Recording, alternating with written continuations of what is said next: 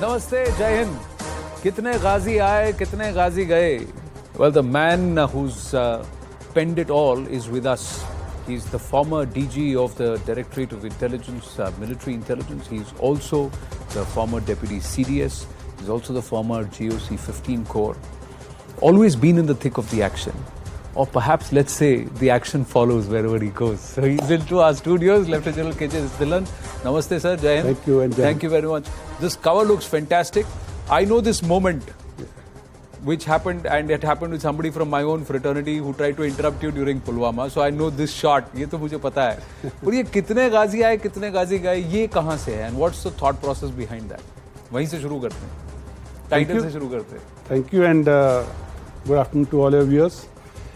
This statement, कितने गाजी आए, कितने गाजी गए, is also from the same press conference which you referred to, which happened 100 hours after the Pulwama ID blast. It was on the morning of 19th February 2019, and I had just paid my last tributes to the officer and the men who had laid down their lives and made the supreme sacrifice while eliminating the module of Jaish-e-Mohammed, which had carried out the Pulwama ID blast. So, for the last 3-4 days, ever since 14th of February, the media was abuzz with the name Ghazi, that Pulwama has been carried out by a terrorist whose code word is Ghazi. And Ghazi is a very preferred code word by the Pakistani terrorists. Since I have served multiple tenures in Kashmir, since my captain days of 1988, 1990, number of Ghazi terrorists whose code name was Ghazi were eliminated by us.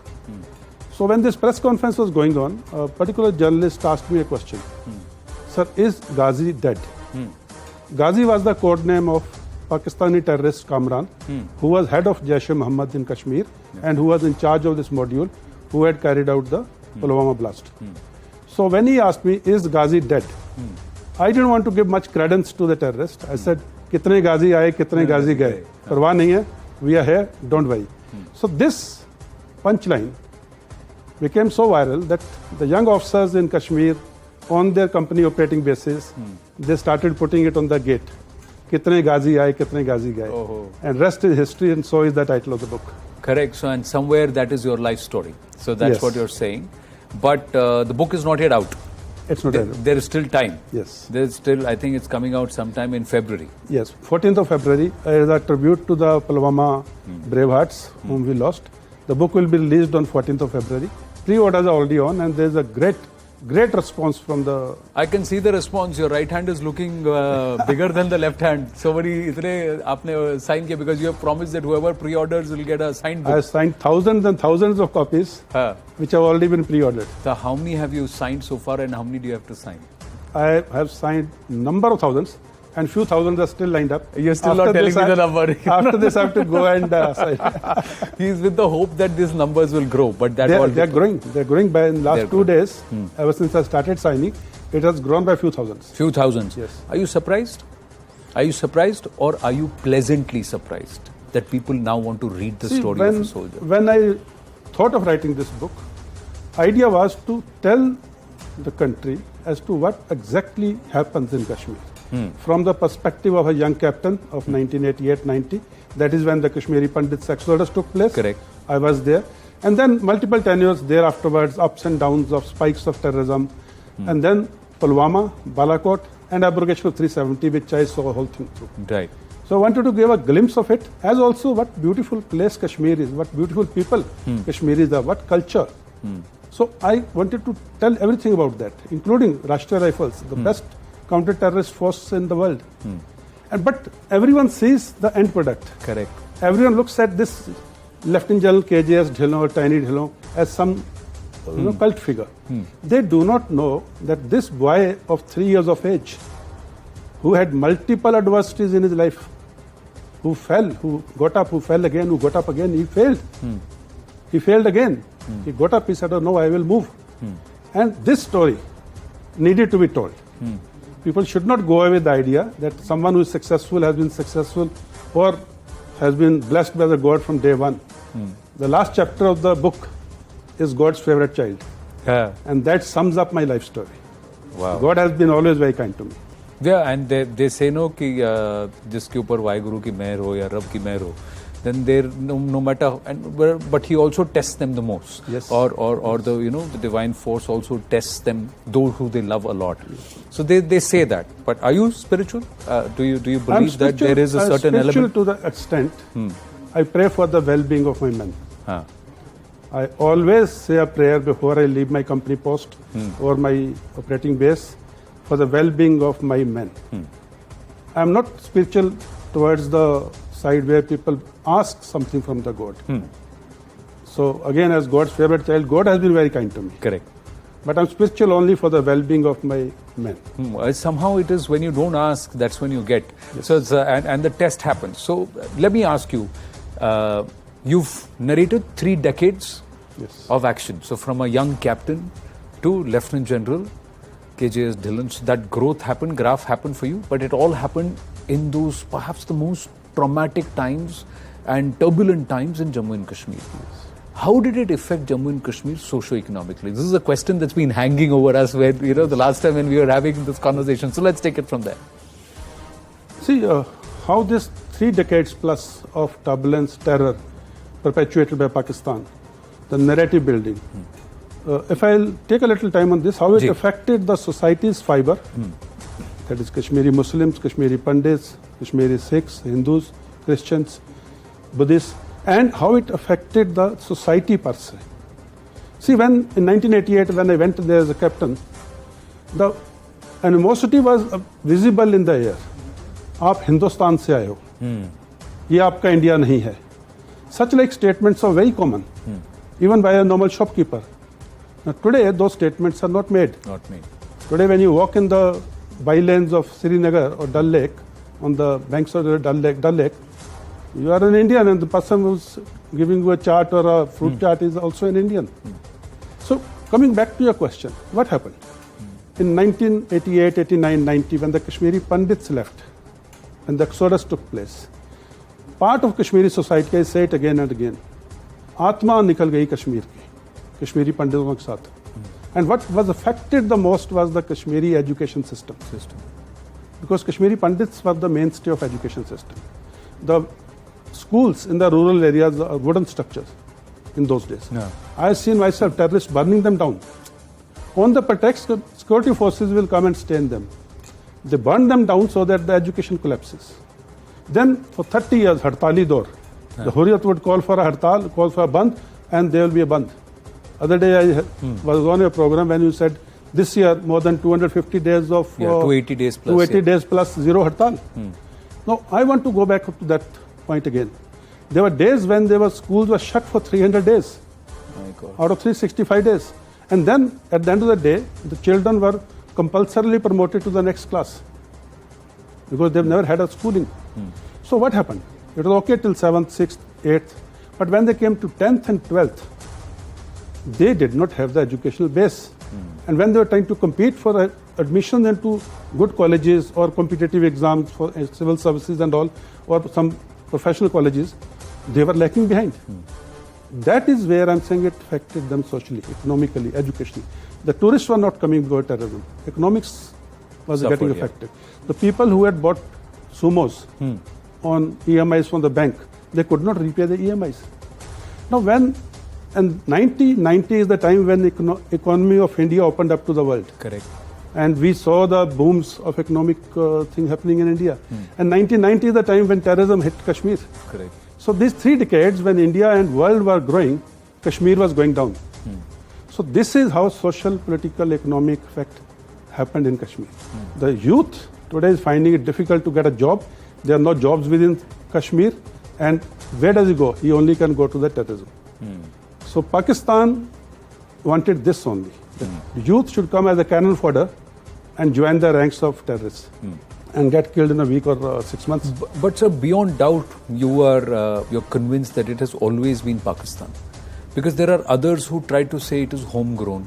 You know the narrative setting which happens. Inko terrorists mat bolo, inko militants bolo. ये freedom की एक struggle है, plebiscite की struggle है, self determination की struggle. This is all being said, and it was also part of the political lexicon. For a large part, the soldier was always blamed The soldier was the one keeping you safe. You were hiding behind soldiers as your security cordon, but indirectly you were telling blame the army. Didn't it frustrate you? Did you get angry? And did you feel that there are local elements also who are actually pushing the enemy's narrative? See, this whole game of narrative and plebiscite, people who do not understand a word of Article 370 or 35A or UN resolution are the ones who are making these statements. The United Nations resolution, which Pakistan keeps harping upon, and all the Pakistan's narrative building is based around that. United Nations resolution is in 3 parts. And all the 3 parts are sequential in nature. Ji. First part is Pakistan will withdraw all its forces, all its men from the erstwhile state of Jammu and Kashmir. And it will stop supporting any terrorist activity or activity which is not good for the state of Jammu and Kashmir. That is part 1. That means it will withdraw from including areas of Gilgit-Baltistan, including areas of Pakistan-occupied Kashmir, and it will not interfere in any manner in the internal affairs of state of Jammu and Kashmir. Second part is Pakistan having done that, and a particular committee will be appointed, they will oversee this. Then Indian forces will withdraw, but leave behind a portion which will assist the civil administration in local law and order situation. Once this is done, then is the third part of plebiscite. Correct. And they're sequential. Correct. Pakistan has failed to even, do the first part. It is still continuing to interfere in internal affairs by supporting terrorism. Correct. With men, the manpower, the equipment, the resources, the money, and the narratives. But you see there, Pakistan, Prime Minister after Prime Minister, Ambassador after Ambassador, politician after politician, their entire narrative in Pakistan is Kashmir. They say it's a struggle. They have, till India resolves it, they will be the struggle. So they are justifying terrorism. They are justifying killing innocents. They are justifying Pakistani bullets taking innocent lives in this name of struggle worldwide. And they seem to be getting support on that narrative. How would you respond to that? I'll respond in 2 manners, or rather 2 aspects. The second one first. Ji. As a soldier, my response is take the battle into enemy territory. घुस के मारो. उधर जाके घुस के मारो, and Baluchistan freedom struggle. We must support wholeheartedly with full resources and the diplomatic efforts at our hand. And be public about it. And be public about it. There's a struggle going on there. As a nation, we must support them. That means take the battle into enemy camp. Hit them where it hurts. Now, second is about this narrative. Why Prime Minister after Prime Minister or government after government in Pakistan only talk about Kashmir? Look at the economic state. Look at the petrol prices. Look at even the prices of the atta, dal, chawal, chini, chai patti. Look at the dollar rate. Look at the external debts. How much they have to repay. Look at the type of economic pressure which is coming from China after so-called soft loans. Correct. The economic state is in doldrums.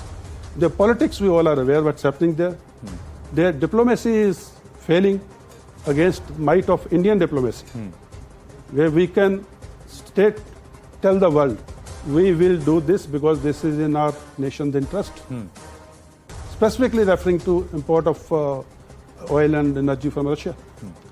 Our foreign minister, Mr. Jaishankar, has been more than one occasion very straightforward about it and says it's in interest of my nation, I'll do it. Look at where Pakistan's diplomacy is. Their own kith and kin have not supported them on 370. Correct. Then next is the military. The military might cannot withstand the might of Indian military. It has been proven time and again. They cannot. So when they cannot fight a conventional war, when they cannot compete against us or contest us on economic front, when their political instability is at highest peak, their diplomacy is failing, how do they justify their existence to their public? Correct. The only binding factor which they have weaved in the last few decades is Kashmir. The people who go to Pakistan-occupied Kashmir on permit and return from there after a few days or weeks have personally told me, "Sab, hum jannat mein reh rahe hain. Gurbat hai wahan pe. तशद्दद है वहाँ पे Pakistan army की. They are not treated like Pakistanis. Their culture of Kashmir has been killed. Today in Kashmir, every Kashmiri speaks Kashmiri language. Correct. In Pakistan occupied Kashmir, it's all Punjabi. Punjabi सारे पंजाबी वहाँ से आके बैठे हैं, They, उधर so गिरते they हैं have जगह. killed the Kashmiri culture in Pakistan occupied Kashmir. So people who go there and come back, they come back their eyes wide open. We have limited time. Yeah. There is a lot that is there in this book. You have shared some details. Have you talked about your biggest failure and also your biggest victory in the book? What is perhaps your biggest life lesson and what is the one thing which you believe, this is my win? As an individual, the biggest challenge or biggest debacle which I had was at 3 years old. It's on the first page of the book itself. So this did not deter me from moving ahead.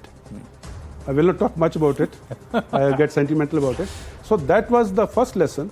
तो बताइए थोड़ा तो. Failures happen. थोड़ा तो बताइए. I only wish this does not happen to any other child. What happened as a 3-year-old? You read the first page. No, of but the still. We'll talk about it in Okay. the next interview. Okay. And as a professional, biggest challenge was when Pulwama happened. I was 4 days into the command of Chinnar Corps, ji. and we had the biggest terrorist action where we lost 40 brave hearts of CRPF. That was the challenge. And everyone thought he has just come as a corps commander, such a big incident has happened, he's finished. Yeah. Yeah. And that evening, I still remember, we had a meeting. In fact, before we went for that meeting, I narrated this in the book. My ADC, Captain Sandeep Singh, was with me. Naturally, young officer, was a little anxious, and he was also overcoming the whole situation because information was still pouring in. Correct. So he asked me, he said, "Sir, ab kya hoga?" And my one-line answer was, "We will get the bastards." Pardon my language. Yeah. But that is, he told me later, he said, "Sir, you proved it within 100 hours." And that evening in that in the meeting which we had, very high-profile meeting, people were talking about why this happened, why this car was allowed to come in, why this convoy moving at this speed, why the bulletproof was not there, why the distances and number of vehicles. My point was, all this will come out in the court of inquiry. Today, our aim is to get the module. The nation's morale was going low. Correct. We have to hit back. All these things can be sorted out later. And then, as a team, we got down to it. Within 48 hours, we got the information. We struck at middle of the night. And before 100 hours, we eliminated the module. Lot went into that operation. Correct. It was not that simple that just information came and we struck. I have written at least 5 pages on that as to what all actions were taken that we get that information. Actually, we extracted that information. Rest is the history, and my salute to the brave hearts who lost their life in that operation. Tinglana. Yes. But there was also a message that was sent. After Pulwama came Balakot. Yes.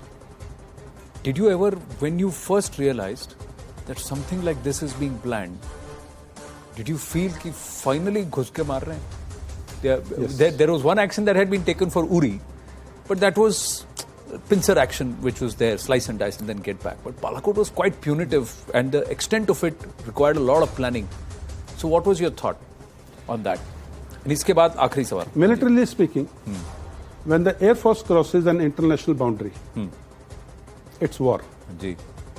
Our Air Force, when they struck Balakot, they crossed the line of control. They overflew Pakistan-occupied Kashmir. They defeated the Pakistani air defense. They defeated the Pakistani Air Force. They crossed the international boundary and hit Balakot inside proper Pakistan.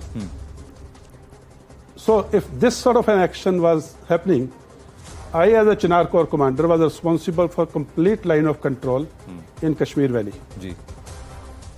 Starting from Gulmarg Heights, going right up to the boundary with the Ladakh Corps. And I am responsible for all the operations across the line of control, on the line of control, behind the line of control. I knew my task very well. Even if there was the slightest of reaction from Pakistan, it had to be hit back at least 20 times strongly. So that they learn their lessons again. And the best part is, although we prepared for it, Best part is I was convinced they will not do it because they do not have the guts to strike the might of Indian Army. And they did not do it. तो फिर उसके बाद फिर हमने क्यों नहीं किया वापस? क्योंकि पेस्ट कंट्रोल तो हर क्वार्टर में करते हैं ना, हमको तो हर साल में एक बार करने की जरूरत है. आप देख रहे हैं कि वहाँ क्या हो रहा है. कई बार डज इट अर्क यू, क्योंकि आपको तो मिलिटरी इंटेलिजेंस मिलती है, you know what is happening, सामने क्या हो रहा है, you know very well, but कुछ नहीं हो रहा, हम कुछ नहीं कर रहे हैं. देखिए, you use the word pest control. हाँ पुराने पेस्ट कंट्रोल होते थे ना, उसकी बदबू आती थी जी, इंसेक्टिसाइड की. जो अभी नए टाइप ऑफ पेस्ट कंट्रोल है ना, उसकी बदबू या खुशबू नहीं आती. Well said sir, well said. हो रहा है, यानी पेस्ट कंट्रोल हो रहा है, हो रहा है. Yes. अच्छा, फाइनल क्वेश्चन, ये टाइनी कैसे आपका नाम पड़ा? Because you are nothing but tiny. आप तो मेरे से भी टॉल है. कई बार ऐसे मैं अभी बाहर ही किसी को कह रहा था कि धिलोन साहब से जब भी मिलता अच्छा लगता है, क्योंकि सर उठा के बात करते हैं. So tall. So but how did the word tiny come to you? Tiny is my unit where I was commissioned in 4th Battalion, the Rajputana Rifles, for Rajdev. उस यूनिट में there was a small little tradition.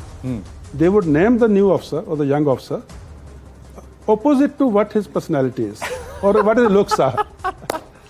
The most meticulous officer was named Goofy. Goofy, okay. And another officer who is equally tall, senior to me, he is named Shorty. Shorty, अच्छा. Someone was named Mini. Mini. So there are different names given in that unit, and this name stays with you. Correct. Even on the radio set, हाँ. you don't call out your official call Tiny, sign. हाँ. You only say Tiny for Shorty or Tiny for Goofy. हाँ. That also has inherent security built in. Built in. Anyone who's intercepting, Correct. if you say Kilo 8 or Alpha 1, हाँ. he would know what Alpha 1 stands for. Stands for. But when you say Tiny for Shorty, he doesn't know what Tiny or Shorty stands Tiny for. stands for. So it's a small little thing, but it's a good tradition in that unit. Lovely. So on that note, we will pause this conversation till the 14th of February when the book is out, and then after I have gone through those particular pages, आपसे ये वादा ले रहा हूँ that you have to come back Yes. and have a longer conversation. Definitely. Thank you very much, sir. Thank you. All the Thank very, you. very best. Thank you. Thank All the very, very best. Thank you and Jai Hind. Jai Hind, sir. Jai Hind.